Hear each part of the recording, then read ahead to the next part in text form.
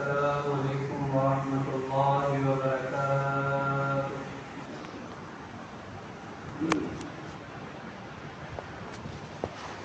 الحمد لله نحمده ونستعينه ونستغفره ونعوذ بالله من شرور أنفسنا ومن سيئات أعمالنا. من يهد الله فلا مضل له ومن يضلل فلا هادي له.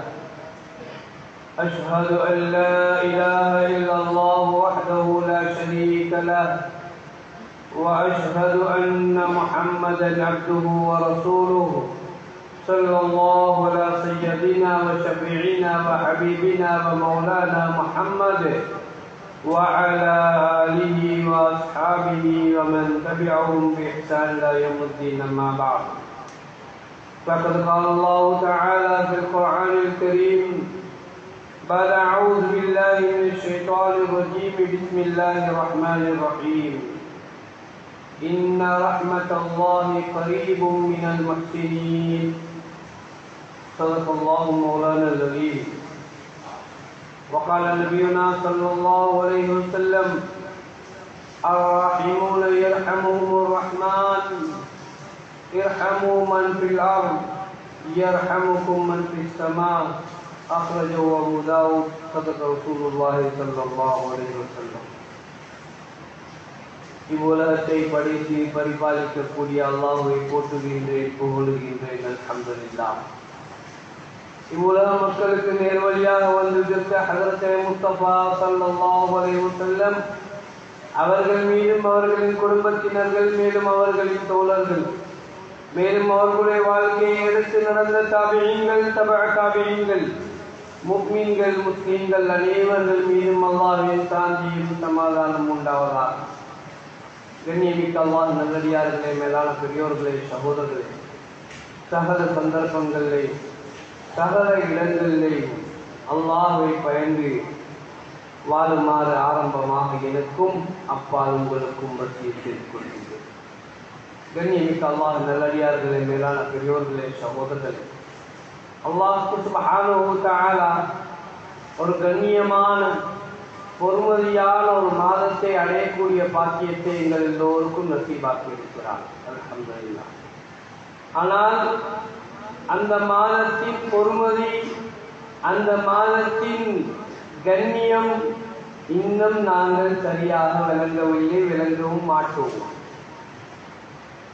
எப்ப இந்த மாதத்துடைய பொறுமதியும் கண்ணியமும் விளங்குவார்கள் என்றால், எப்ப இவ்வுலகத்தை விட்டும் கண்ணை மூடிவிட்டு கபரிலே சென்று அடைவார்களோ அந்த நேரத்தான் இந்த ரமலானுடைய பொறுமதியை விளங்குவார்கள்.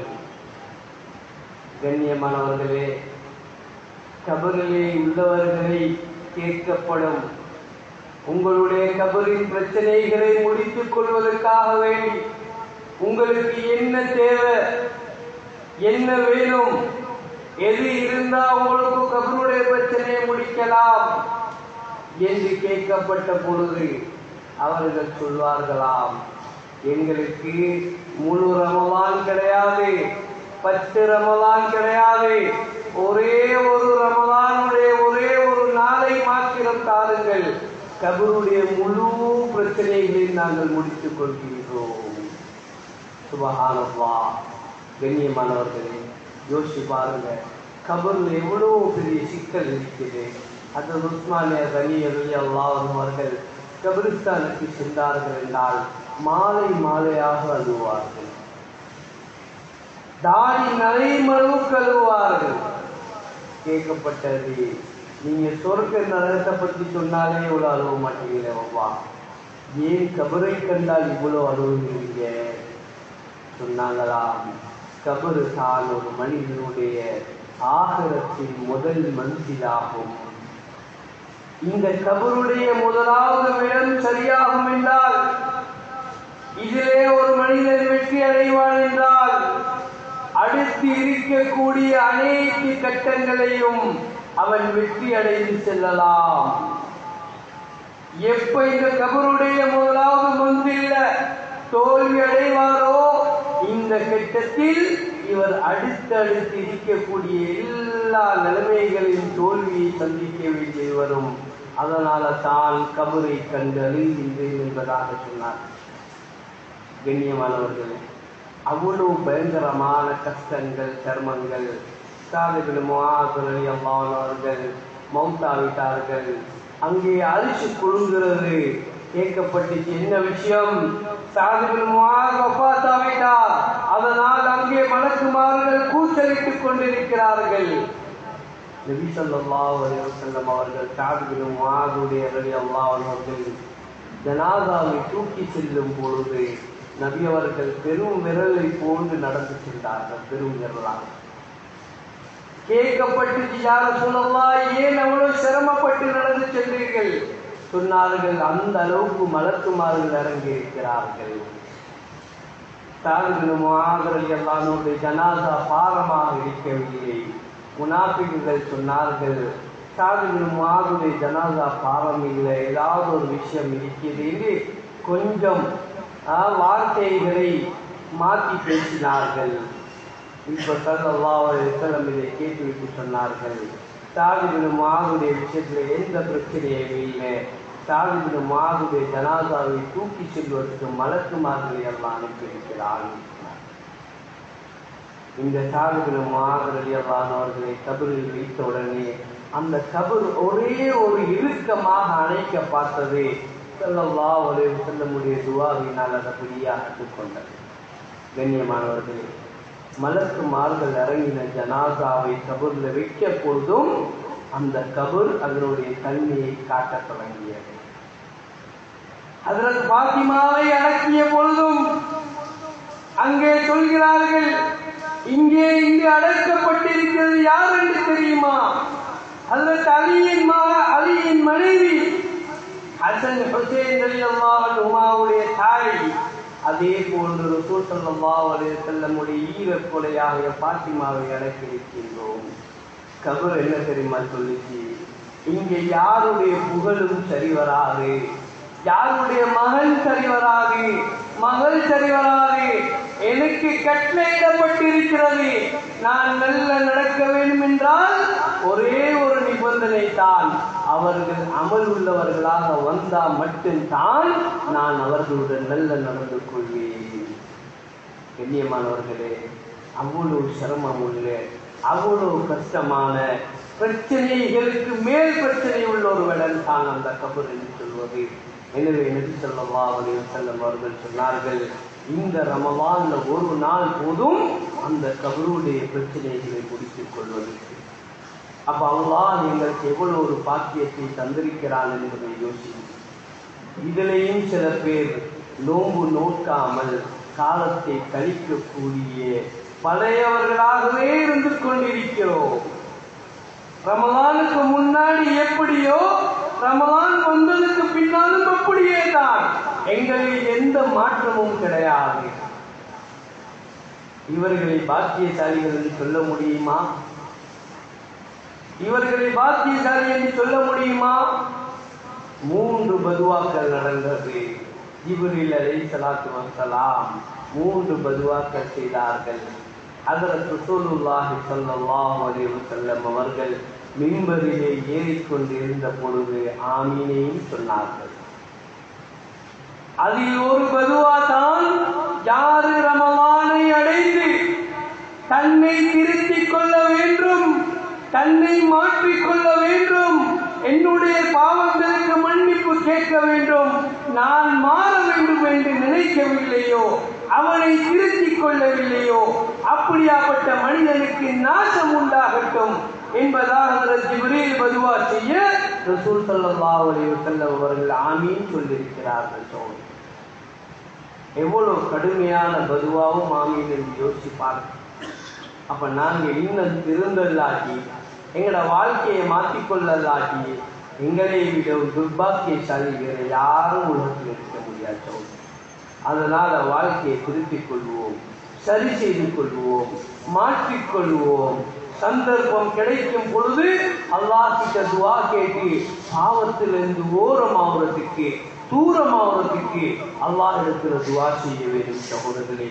அதுக்கு தான் அல்லாஹ் இந்த ரமலானை தந்திருக்கிறான்.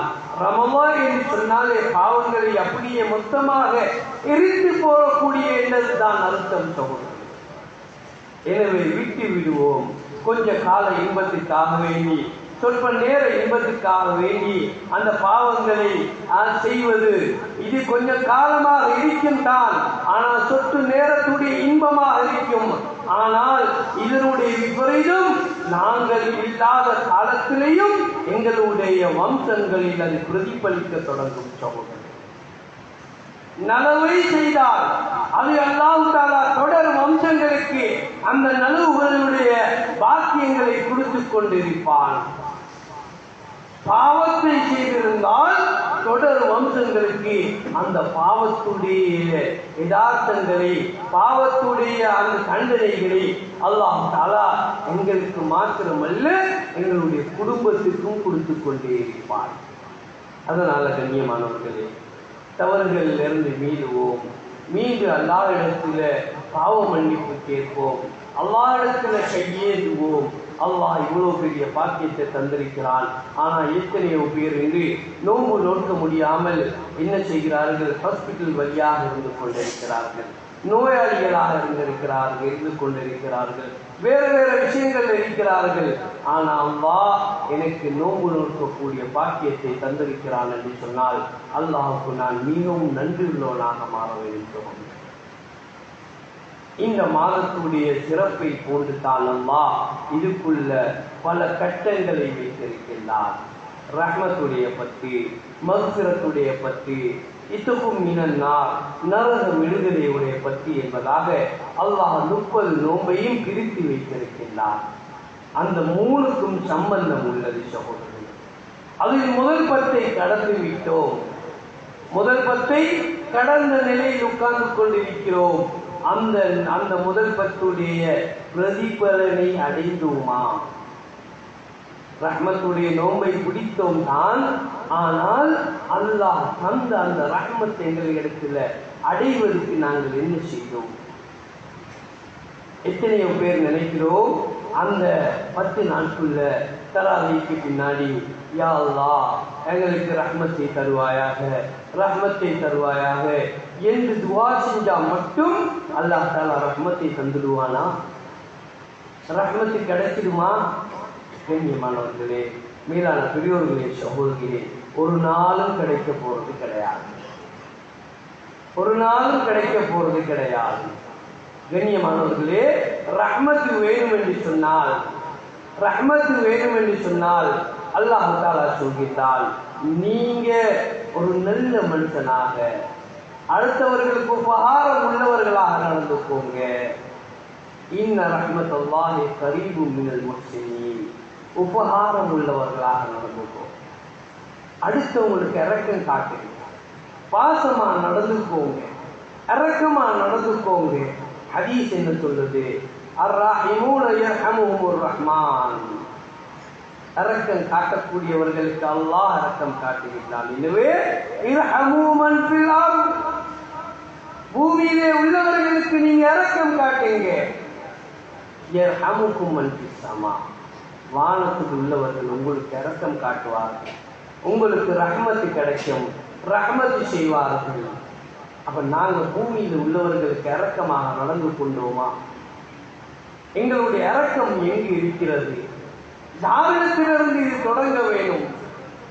யாரிடத்திலிருந்து தொடங்க வேண்டும் என்று கேட்டால், இரக்கம் காட்டுவதற்கு நாங்கள் தொடங்க வேண்டியது எங்களுடைய தாய் தந்தையிலிருந்து, எங்களுடைய பெற்றோர்களிலிருந்து. கண்ணியமானவர்களே, சென்ற ஜும்மாவும் இதே தலைப்பில் ஓதப்பட்டிருக்கிறது. ஏன் தெரியுமா? எங்களுடைய சமுதாயத்திலே இந்த நோய் கொஞ்சம் கூடுதலாக வளர்ந்து கொண்டு வருது. முன்ன இருக்கல குறவு, ஆனா இப்ப அநாத இல்லங்களை, முதியோர் இல்லங்களை தேடக்கூடிய ஒரு சமுதாயமாக நாங்களும் மாறிட்டோம். அப்படி இல்லையா? முதியோர் இல்லங்கள் இல்லாவிட்டாலும் தாய் தந்தைகளை தெருவுக்கு போடக்கூடிய கட்டம் எங்களுடைய சமுதாயத்திலே நடந்து கொண்டிருக்கிறது சகோதரர்கள். எவ்வளவு பெரிய நஷ்டம், எவ்வளவு பெரிய நஷ்டம். அல்லாஹ் அவனுக்கு சிறுக்கு வைக்கக்கூடிய பாவத்துக்கு அடுத்ததாக சொல்கின்றான், என்ன, உங்களுடைய தாய் தந்தைகளுடன் இஹ்சானா, மிகவும் உபகாரமாக நடந்து போங்க, கண்ணியமாக நடந்துக்கோங்க, அவங்களை கண்ணியப்படுத்துங்க, அவங்களோட மனசை நோவடிக்காதீங்க, இறக்கமா பேச பழகுங்க, வக்குல்லஹுமா கௌலன் கரீமா, கண்ணியமாக பேசுங்க. பெற்றோர்களுக்கு கண்ணியமா பேசுங்க. இன்னைக்கு எத்தனையோ பேர் எப்படி பேசுறோம், பாப்பாவும் தாயை எப்படி மதிக்கிறோம். இன்னைக்கு எங்களுடைய ஏதோ கோபங்களை வைத்து அந்த கோபம் எல்லாத்தையும் அவர்கள் மீது காட்டுகிறோம். இன்னைக்கு நான் என்னுடைய தாயை வைத்து பார்த்துக் கொள்வதற்கு, கிதுமத் செய்வதற்கு நான் தயாரில்லை. நாங்க என்ன சொல்றோம், செலவுக்கு நான் காசு தாரேன், தங்கச்சி நீ பார்த்துக் கொள்வாயாக சொல்றோம். எவ்வளவு வேணாலும் செலவுக்கு தாரேன், நான் அம்மாக்கு தாரேன், செலவுக்கு நீங்க வச்சுக்கோங்க கொஞ்சம். கண்ணியமானவர்களே, எங்களோட தாய் தந்தை ஆரம்பத்தில் எங்களுக்கு அப்படி செஞ்சிருந்தால் எங்களுடைய நிலைமை என்னவாக இருக்கும்? ஏன் என்னை பெற்றெடுத்து என்னுடைய மரங்களை தொடைத்து கழுவின, துப்புரவு செய்த, அவனுடைய ரத்தத்தை பாலாக ஊற்றிய அந்த தாய்க்கு கிதுமத் செய்வதற்கு ஏன் என்னால் முடியாது? ஏன் அந்த தகப்பனுடைய ஒரு ஆடையை கழுவி கொடுப்பதற்கு என்னால் ஏன் முடியாது? அவ்வளவு கல்வித்தவர்களாக மாறிவிட்டோமா? அல்லது அல்லாஹ் எங்களுடைய உள்ளங்களை அப்படி மாற்றி விட்டானோ? கொஞ்சம் யோசிப்பார். வாழ்க்கையில இப்ப ஆகும் ஒரு 10-15 வயசு ஆகினதுக்கு பின்னால எங்களோட தாய் தந்தையின் உடுப்பை கல்வி கொடுத்தோம் என்று சொல்லக்கூடிய எத்தனை நபர்கள் இந்த மஜ்மாவில் இருக்கின்றோம்? கொஞ்சம் யோசிப்பார். சரி, தாயுடைய உடுங்களை வாப்பட சேட்டையும் சாரத்தையும் நான் கல்வி கொடுத்திருக்கிறேன் என்று சொல்லக்கூடிய எத்தனை பேர் இருக்கிறோம் சகோதரர்? எத்தனை பேர் இருக்கிறோம்? ஏன் செதுமல் செய்ய இயலாதவர்கள்? ஏன் அந்த தாய் தந்தைக்கு இரக்கம் காட்ட முடியாது? அந்த இரக்கத்தை அங்கே காட்டாவிடாம அல்லாஹ் கிட்ட நான் என்னத்த ரஹ்மத்தை கேட்டு ரப்பு எனக்கு தரப்போறார்? ரப்பு ஒரு நாள் தர மாட்டார். ரப்பு சொல்றாள், உனக்கு இரக்கத்தை எடுக்கக்கூடிய ஒரு வழியை வச்சிருக்கிறேன், நீ இன்னும் அவங்களோட இரக்கமா நடந்து கொள்ளலையே பாப்பா, உனக்கு நான் இப்படி ரஹ்மத்தை தாரது, உனக்கு எப்படி நான் ரஹ்மத்தை தாரது? கண்ணியமானவர்களே, தாய் தந்தையுடைய விஷயம் லேஸ் அல்ல. யாரும் நினைக்க வேணாம் நாங்கள் உலகத்தில் இப்படி வாழ்ந்துட்டு போயிட்டுடுவோம், ஆனா இது பெருசாக கணக்கெடுக்கல என்று நபி ஸல்லல்லாஹு அலைஹி வஸல்லம் அவர்கள் சொன்னார்கள். அல்லாஹ் ஏனிய பாவங்களுக்கு தண்டனையை பூமியிலே தரமாட்டான். பாவங்களுக்கு தண்டனை பூமியில் கிடையாது. ஆனால் யாரெல்லாம் தாய் தந்தையுடைய விஷயத்துல மோசமாக நடந்து கொள்கிறார்களோ, அவர்களுடைய உள்ளத்தை நோவடித்து நடந்து கொள்கிறார்களோ, அவர்கள் மௌத்தாவதுக்கு முன்னாடி அந்த பாவத்துக்குரிய கணக்கு வழக்கு கொடுக்க வேண்டியது வரும் என்று சொன்னார். மௌத்துக்கு முன்னாடி அந்த பாவத்தை, அந்த தண்டனையை அனுபவிக்க வேண்டியது வரும் சகோதரர்களே. எங்கட பிள்ளைகள் கொண்டு போயிட்டு போடுவாங்க, அப்படி இல்லையா எங்கட பேர பிள்ளைகள் அவங்க எங்களுக்கு செய்வாங்க. அதனால தேசிய அவர்களுடைய கண்ணீருக்கு ஆளாகாதீங்க. உவைசுல் கர்னி தாயுடைய திருமணத்தில் இருந்ததினால் நபி அவர்கள் சொன்னார்கள், உமர் ரலியல்லாஹு அன்ஹு அவரை கண்டால் உங்களுக்காக வேண்டி துஆ செஞ்சுக்கோங்க என்று சொன்னார்கள். உமருக்கு ரலியல்லாஹு அன்ஹு சொல்றாங்க, உவைசுல் கர்னியோட காலத்துல வருவாரு, கண்டெடுத்தா உங்களுக்காக வேண்டி துஆ கேட்டுக்கோங்க. சுப்ஹானல்லாஹ். இதனால அங்க தாயுடைய குடும்பத்தில் இருந்ததால் இன்னொரு சஹாபியுடைய விஷயம் சொல்லப்படுகிறது. ரசூலுல்லாஹ்வுக்கு கனவில் காட்டப்படுகிறது. அவருடைய குரலில் சுருக்கத்திலே கிராந்தாக போடப்பட்டிருக்கிறது. சொர்க்கவாசிகளுக்கு கிராந்தாக போடப்பட்டிருக்கிறது. நபி அவங்க கேட்கிறாங்க, அவரும் பூமியில இருக்கிறாரு, இவருடைய குரல் எப்படி இங்க சொர்க்கத்துக்குள்ள கேட்குது? சொன்னார்கள், அவர் தன்னுடைய தாயுடன் நல்ல நடந்து கொள்ளக்கூடிய ஒரு மனிதர். ஹஜ்ரத் மூசா அலைஹிஸ்ஸலாத்து வஸலாம் கேட்கிறாங்க, யா அல்லாஹ், நாளைக்கு சொர்க்கத்திலே என்னுடைய பார்ட்னர் யாரு? என்னுடைய பக்கத்தில் இருக்கக்கூடிய பார்ட்னர் யாரு? சொன்னாங்க, அல்லாஹ் தஆலா, உங்களோட பார்ட்னர் ஒரு இறைச்சி கடைக்காரர். இறைச்சி கடைக்காரரா? இறைச்சி கடைக்காரர் என்ன பார்ட்னரா? ஓ, உங்களோட பார்ட்னர் இறைச்சி கடைக்காரர் தான். ஏன்னு சொன்னா அவர் தன்னுடைய தாய் தந்தையோடு நல்ல நடக்கக்கூடிய ஒரு மனிதன். கண்ணியமானவர்களே, மேலான பெரியவர்களே, சகோதரர்களே, அதனால லேஸ் அல்ல, தாய் தந்தைக்கு இரக்கம் காட்டுங்கள். அல்லாஹ் எங்களுக்கு இரக்கம் காட்டுவான். அல்லாஹ் எங்களுக்கு இரக்கம் காட்டுவான். சகோதரர்களே, அதே போன்று தாய் தந்தை தொடக்கம் அடுத்ததாக எங்களோட பிள்ளைகள் இரக்கம் காட்டுங்க.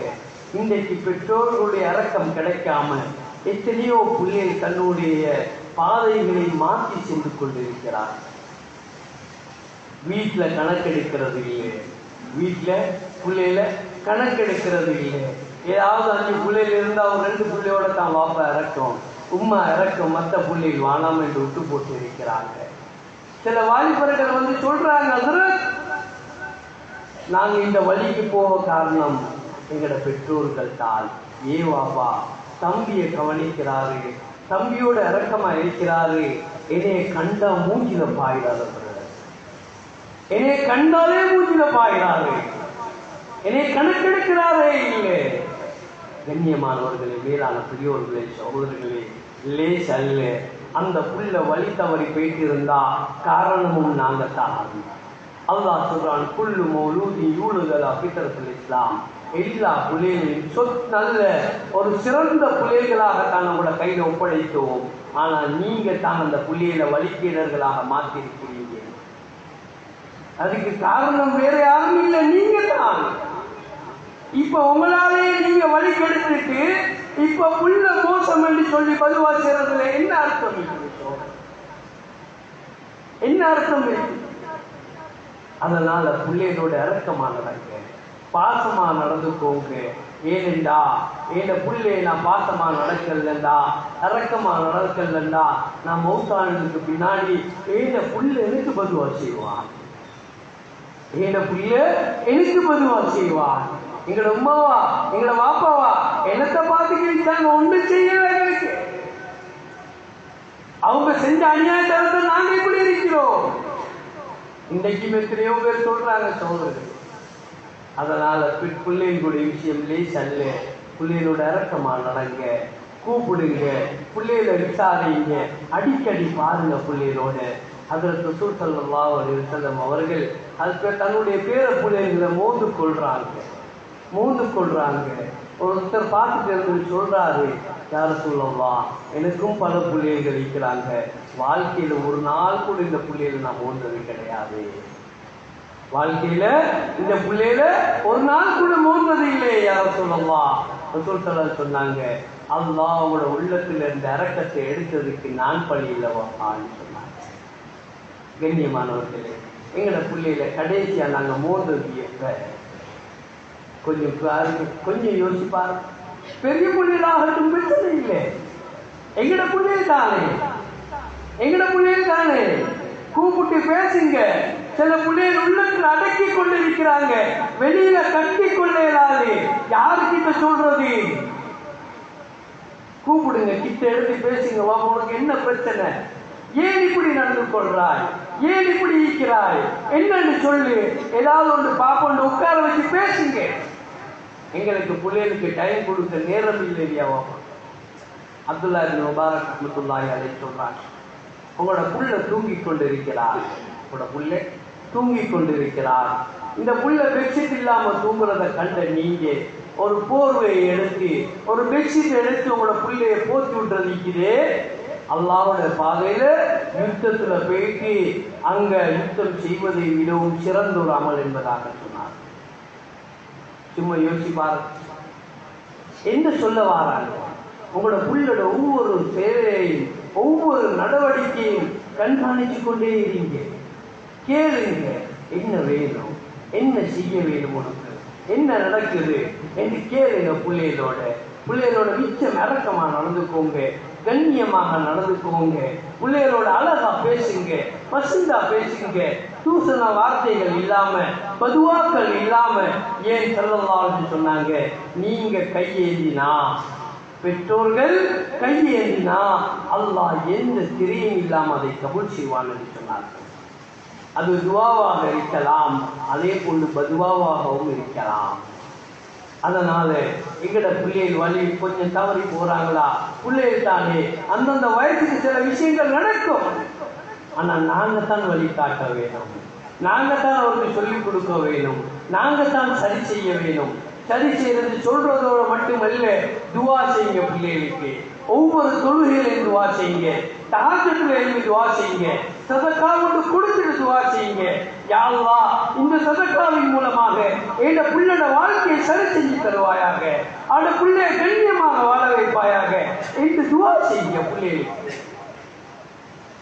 கண்ணியமானவர்களே, மேலான பெரியவர்களே, சகோதரர்களே, எனவே எங்களோட பிள்ளைகளோட ரஹ்மத்தாக இறக்கமாக நான் நடக்கும் பொழுது அல்லாஹ்வுடைய ரஹ்மத் சும்மாவே எங்களோட வீட்டுக்குள்ள வரும். சகோதரர்களே, அடுத்த ரஹ்மத்து யாரோட என்று சொன்னா, அடுத்த ரஹ்மத்து யாரோட என்று சொன்னா, எங்களோட எல்லாருக்கும் டியூட்டி டைம் ஒன்று இருக்கிறது.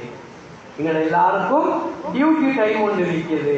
ஆனா எங்கள்கிட்ட இருக்கக்கூடிய ஒரே ஒரு ஆளுக்கு மட்டும் டியூட்டி டைம் இல்லை.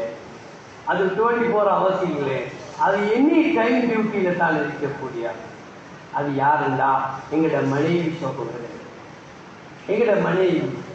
எங்களோட மனைவி திருமணம் முடிச்சு இத்தனை வருஷமாகுது, இவ்வளவு காலம் கழிச்சிட்டோம். எங்களோட மனைவியோடு நாங்கள் எவ்வளவு இறக்கமாக நடந்து கொள்றோம், எவ்வளவு பாசமாக நடந்து கொள்றோம், அவளை எவ்வளவு கண்ணியமாக பேசுறோம். இன்றைக்கு சிலர்கள் மனைவிமார்களை நடத்தாக்குறது ஒரு அடிமையை போன்று நடத்தாக்குறாங்க. கன்னத்தில்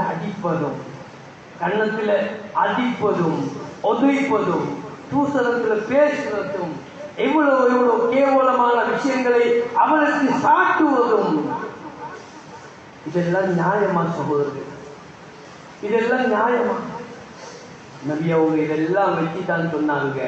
அவங்க சக்கராத்தில் இருக்கும் பொழுது பல வசியத்துகளை செய்தவர்கள் சொன்னார்கள், அன்னிசா அன்னிசா அன்னிசா. பெண்களுடைய விஷயத்துல மிச்சம் கவனமாக நடந்துக்கோங்க, பெண்களுடைய விஷயத்துல மிச்சம் கவனமாக நடந்துக்கோங்க. ஏனென்றால் அவர்கள் ஒரு வளைந்த ஒரு எலும்பின் மூலமாக படைக்கப்பட்டிருக்கக்கூடியவர்கள். தவறு இருக்கத்தான் செய்யும்.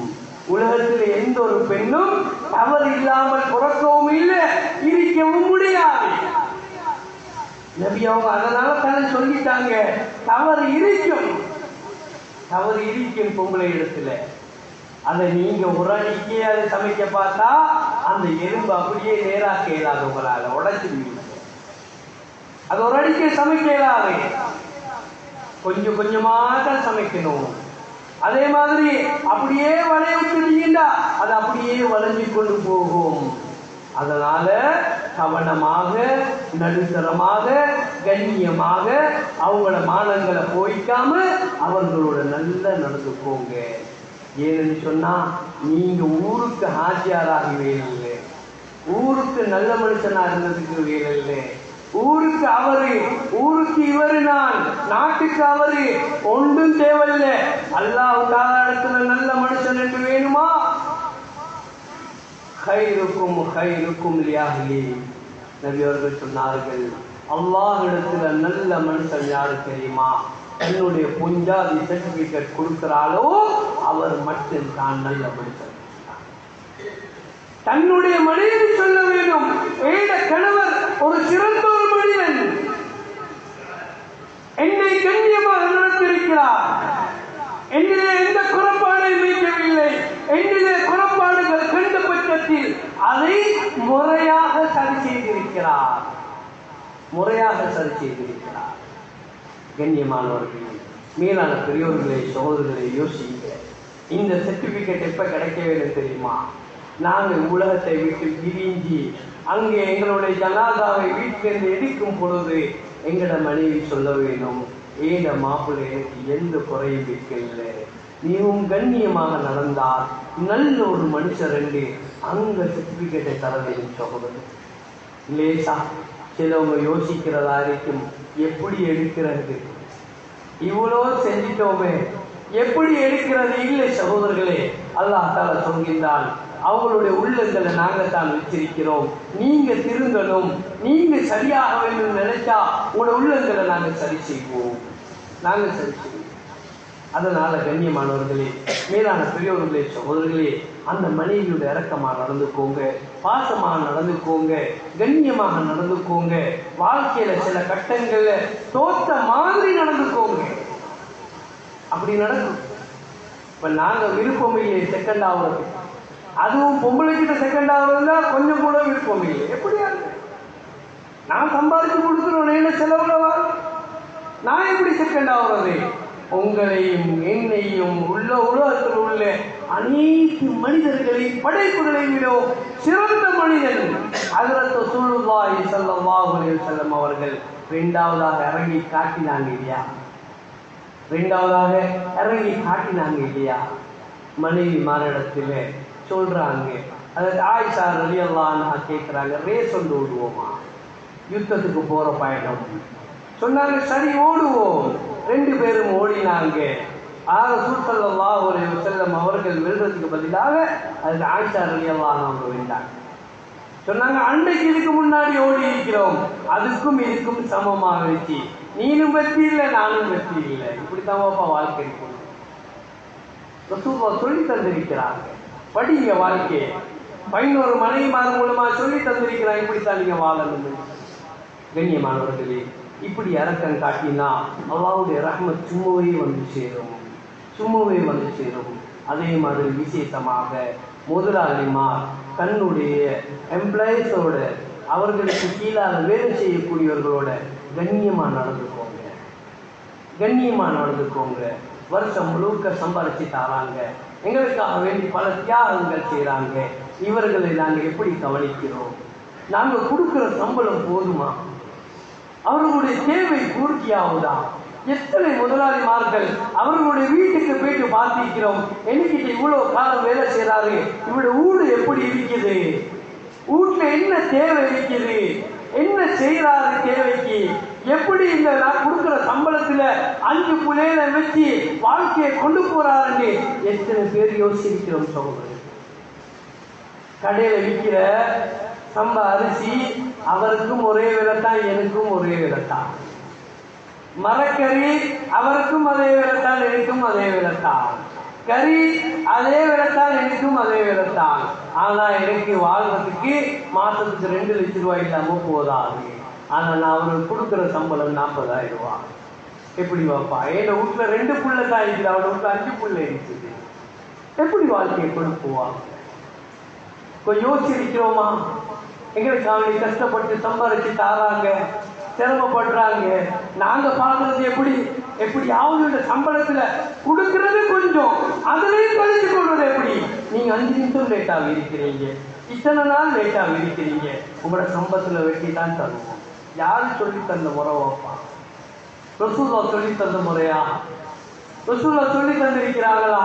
ரசூலுல்லாஹ் சொன்னாங்க, என்ன நீங்க வேலை வாங்குறீங்க, அவருடைய வேர்வை காய்கிறதுக்கு முன்னாடி சம்பளத்தை கொடுத்துருங்கன்னு சொன்னார்கள். நாங்க என்ன சொல்றோம்? செக் வரல, இன்னும் வர வேண்டிய சல்லி இல்லை, இப்படி சொல்லி சொல்லியே காலத்தை கழிச்சிட்டோம். சவுண்ட் எப்படி ரஹமத்து கிடைக்கும்? எங்கிருந்து கிடைக்கும்? வருஷத்துக்கு ஒருக்க போனஸ் என்ற பேர்ல ஏதோ சொற்ப காசு அள்ளி கொடுக்குறோம் சோதர்களே. போதும் சோதர்கள் சொல்லுவாங்கன்னா, இந்த மாசம் இவ்வளவு தான்ப்பா லாபம் வந்திருக்குது, பெருசா ஒன்றும் இல்லை. அந்த மாசம் மட்டும் லாபத்தை பார்க்காதீங்க, வருஷம் முழுக்க சம்பாதிக்கிறீங்க தானே, வருஷம் முழுக்க சம்பாதிக்கிறீங்க தானே. உங்களோட வீட்டுல எவ்வளவு விஷயங்கள் செஞ்சிருக்கிறீங்க, குடிகளை கொஞ்சம் அள்ளி நல்ல அல்லாஹ் தஆலா தருவான் தானே. கண்ணியமானவர்களே, மேலான பெரியவர்களே, சகோதரர்களே, அதனால அல்லாஹ்வுடைய ரஹ்மத்து வேணும்னு சொன்னா முதலாளிமார் தன்னுடைய கீழால வேலை செய்யறவங்கள கவனிங்க, நல்ல கவனிங்க, அவர்களோட மன சந்தோஷப்படுற அளவுக்கு கவனிங்க நல்ல. அதே மாதிரி ஊர் மக்கள் தன்னுடைய ஊருடைய இமாமை முஅத்தினை மஸ்ஜிதிலே ஹிதுமத்திலே இருக்கக்கூடியவர்களை கவனிங்க, அவர்களோட இறக்கம் காட்டுங்க, அவர்களுடைய பாசம் வைங்க. கண்டா மட்டும் ஹஜ்ரத் என்று சொத்துறது பொறுவுக்கு ஹஜ்ரத் பைக் கொண்டு வாங்கிக்கிறாராம் இல்லையா, இப்படியோ தெரியாப்பா, பொறுக்குது இல்லை, பொறுக்குது இல்லை. அதுக்கு ஒரு ஊழல் எடுத்தா அது பொறுக்குது இல்லை, மாதிரி ஒரு ஆனந்த எடுத்தா அது பொறுக்குது இல்லை. சகோதரர்களே, நாங்க கொடுக்க வேண்டும், அவர்களுக்கு நாங்க கொடுக்க வேண்டும். முஅத்தின் என்பவர் பள்ளியை கூட்டுவரோ பள்ளியில ஒட்டரை அடிக்கிறதோ அவை சின்ன கமரை கழுவுறவர் அல்ல. முஅத்தின் என்பவர் மிகவும் கண்ணியமான ஒரு மனிதன். அத்வரு நாஸ் யௌமல் கியாமா, நபி அவர்கள் சொன்னார்கள், கியாமத்துடைய நாளிலே எல்லாரையும் விடவும் கழித்து உயர்ந்தவராக தெரியக்கூடியவர் தான் முஅத்தின் என்று சொல்லக்கூடியவர். அந்த முஅத்தினை படுத்துற பாடு இருக்கிறே, அல்லாஹ் தஆலா தாங்க மாட்டான் சகோதரர், அல்லாஹ் தஆலா தாங்க மாட்டான். நோம்புல தான் பள்ளிக்கு வந்திருப்பாரு, நோம்பு குருவி மாதிரி நோம்புல தான் பள்ளிக்கு வந்திருப்பாரு. கொஞ்சம் ஊட்டிய கண்டோன்னு முஅத்தினாருக்கு என்னப்பா இவன் வந்தா கூட்டிடுங்க. ஏன் நீங்க கூட்டினா கூட்டிப்படாதா? நீங்க கூட்டினா நன்மை கிடைக்காதா? ஏன் அல்லாஹ் தஆலா தரமாட்டேன்னு சொல்லி இருக்கிறானா? இஸ்தினா காமரை கொஞ்சம் தண்ணி எடுத்து அடிச்சு விட்டா நாங்க தானே போறோம், அதுக்கு முஅத்தினார் வேணுமா, ஹஜ்ரத் வேணுமா? கண்ணியமாக நடந்து கொள்ள வேண்டும். உலமாக்கள் முஅத்தின்கள் என்று சொல்லக்கூடியவர்கள் அல்லாஹ்வுடைய ஹிதுமத்திலே ஈடுபடக்கூடியவர்கள், அல்லாஹ்வுடைய ஹிதுமத்திலே ஈடுபடக்கூடியவர்கள் அவர்களை தலைக்கு மேலே வச்சு பார்க்க வேண்டும். அவர்களுடைய குறைபாடு செய்யக்கூடாது. உலமாக்களை மதிக்காதவனுடைய குடும்பத்திலிருந்து 7 தலைமுறைக்கு எந்த ஒரு ஆளுடைய பாக்கியமும் கிடைக்காது சோதனை, வாசமே கிடைக்காது. அதனால் உலமாக்களை கண்ணியப்படுத்துங்க. வருஷத்துக்கு ஒரு தடவையில் ஒவ்வொரு மாதமும் கண்ணியப்படுத்துங்க. கொடுக்குற சம்பளத்தை பத்தி பேசினா நேரம் போதாது சோதனை, அதை பேசாதீங்க. கொடுக்கிறது சொச்சம். இன்றைக்கு தாக்கி தூக்குற மனுஷனுக்கே ஒரு நாளைக்கு 3000 ரூபாய்க்கு மேலே தாக்கி தூக்குறவர். அவர் 30 நாளைக்கு வேலை செஞ்சா 1 லட்சம் ரூபாய்க்கு சம்பளம். மோசனுடைய அதனுடைய சம்பளத்தை கேட்டு பாருங்க, அழுவுங்க அழுவுங்க. அதனால கண்ணியமானவர்களை, மேலான பெரியவர்களே, சகோதரர்களே, இறக்கம் காட்டுங்க. அல்லாஹ்வுடைய ரஹ்மத் வந்து சேரும். எல்லா வீடுகளுக்கும் ஆம்புலன்ஸ் ஒன்று கொடுக்கப்பட்டிருக்கிறது. எனவே தயவு செய்து யோசிங்க. கையால போகுதே என்று கவலைப்படாதீங்க. சேமிப்புக்கு அனுப்புறோம், ரசூலுல்லாஹ்வுடைய வாரிசை கண்ணியப்படுத்த அனுப்புறோம் என்று யோசிங்க. அல்லாஹ் நாளைக்கு கியாமத்தில் எங்களை தராசில பெருசாக தருவானே. அதனால இன்ஷா அல்லாஹ் எல்லா வீடுகளிலேயும் ஏழுமான அளவுக்கு கொடுக்கப்பட்டிருக்கூடிய அம்பலப்புகளை நிறைச்சி இந்த வருஷம் எங்களை மாத்தினார் இங்கு வேலை செய்யக்கூடியவங்களுடைய மிகவும் சந்தோஷம் அடைகிற மாதிரி கண்ணியப்படுத்தக்கூடிய சமுதாயமாக அல்லாஹ் என்னை உங்களை மாக்குவானாக. எங்களை பாவங்களை மன்னித்துக் கொள்வாயாக, எங்களை பெற்றோர்களுடைய பாவங்களை மன்னித்துக் கொள்வாயாக, எங்கள் ஆசான்களுடைய பாவங்களை மன்னித்துக் கொள்வாயாக. ரமலானை தரக்கூடிய முழுமையான கூலிகளை அடையக்கூடியவர்களாக எங்களை அனைவரை மாற்றி அருள்வாயாக. ரஹ்மத்துக்குள்ள சேர்த்து எழுதி மொழி கலிமா லா இலாஹ இல்லல்லாஹ் முஹம்மது ரசூலுல்லாஹ் என்ற பூர்ண வண்ணம் இவ்வளத்தை பிரியக்கூடிய பாக்கியத்தை நசீபாக்கி தருவாயாக.